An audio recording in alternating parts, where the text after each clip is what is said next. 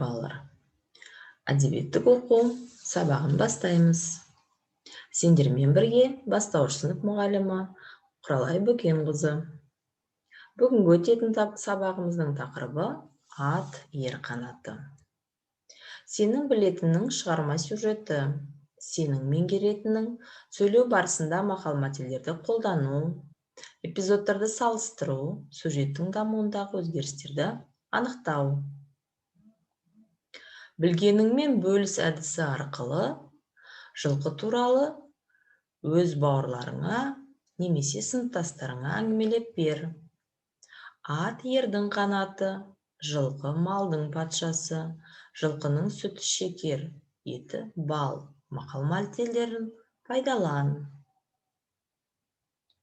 Жақсы әңгімелеп бердің деген ойдамын. Білгенің жөн. Ерте заманнан бері 4 түліктің төресі, аталған қасиетті түліктің бірі, жылқы малының қазақ халқы үшін орны ерекше. Жүйрік атты баптап, атқа міну ата-бабадан қалған асыл өнер. Бүгінгі атқа міндім өлеңінің авторы Қастек Баянбай. Ол Алматы облысының Алакөл ауданындағы Талдыбұлақ деген жерде дүниеге келген. Арғымақ, атай неге солақай, адамға хат, балаларға базарлық, шапағатты шақ, ақ шағала, қол шатыр көтерген 10 батыр, әсем әлем атты шығармалардың авторы. Қазір біз сұхбаттасу әдісі арқылы сұхбат жүргіземіз. Сұхбат жүргізу барысында сұрақтар дайындаймыз. Ал сен қандай сұрақ дайындар едің? Ойлан. Мысалы, Қастек Баянбай кім деген сұрақ құрастыруға болады. Ол қай жылы дүниеге келген? Ол қай жерде, қай ауылда дүниеге келген деген сұрақ қоюға болады. Оның қандай шығармаларын білесің? Яғни, ашық сұрақтар құрастыруға дағдылан. Енді атқа міндім өлеңіне назар аудар. Бірінші эпизодты оқы. Баланың неге зәресі ұшып барады? Шу жануар, бұл менің алғаш атқа мінгенім.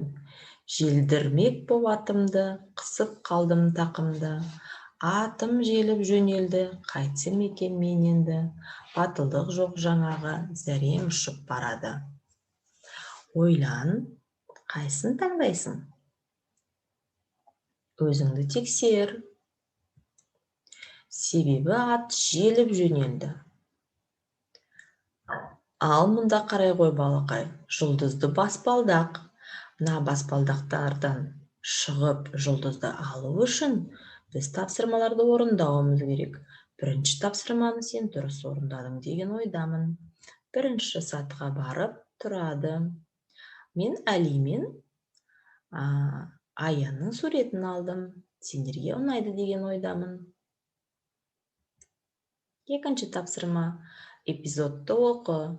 Қай мақал-мәтел сай келеді? Шу жануар, бұл менің алғашқы атқа мінгенім. Желдірмек боп атымды, қысып қалдым тақымды. Атым желіп жөнелді, қайтсем екен мен енді. Батылдық жоқ жаңағы, зәрем ұшып барады. Қыза түсті құрғырат, құлақ кетті шыңылдап. Ат жалына жабысып, қолым қалды қарысып.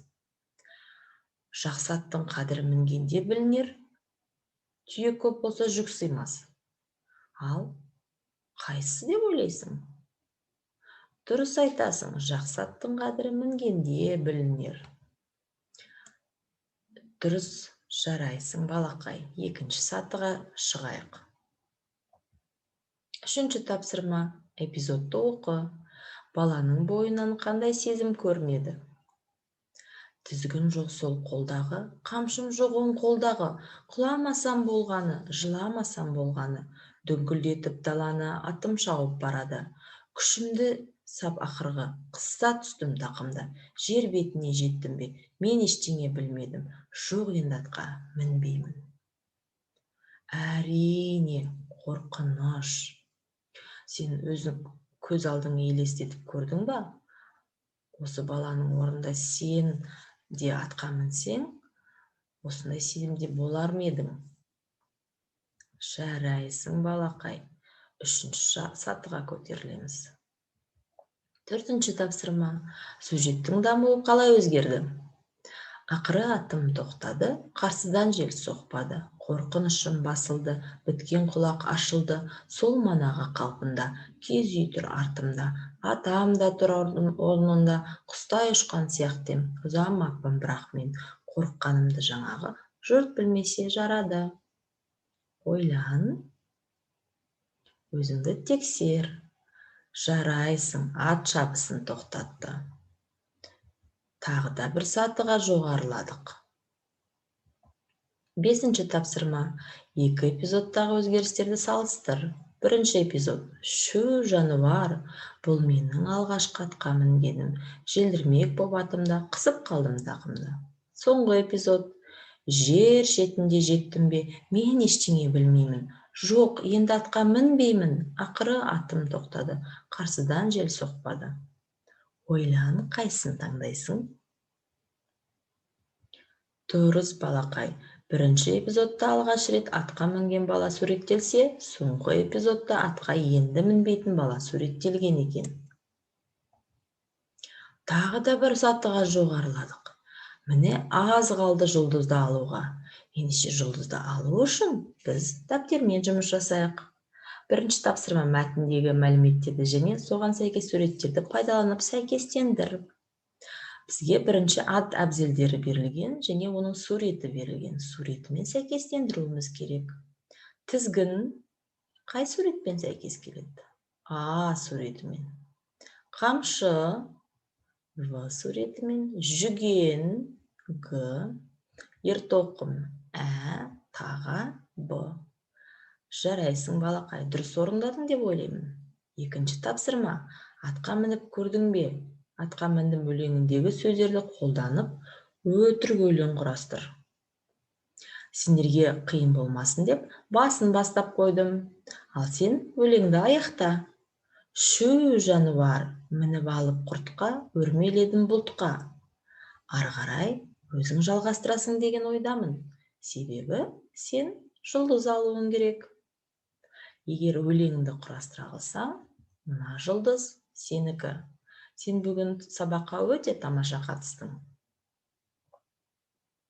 Бүгінгі сабақта балалар сендер сөйлеу барысында мақал-мәтелдерді қолдануды қолдандыңдар. Эпизодтарды салыстырып, сюжеттің дамуындағы өзгерістерді анықтадыңдар. Сабақ аяқталды. Бүгінгі сабақ сендерге ұнады деген ойдамын. Сау болыңдар, балалар.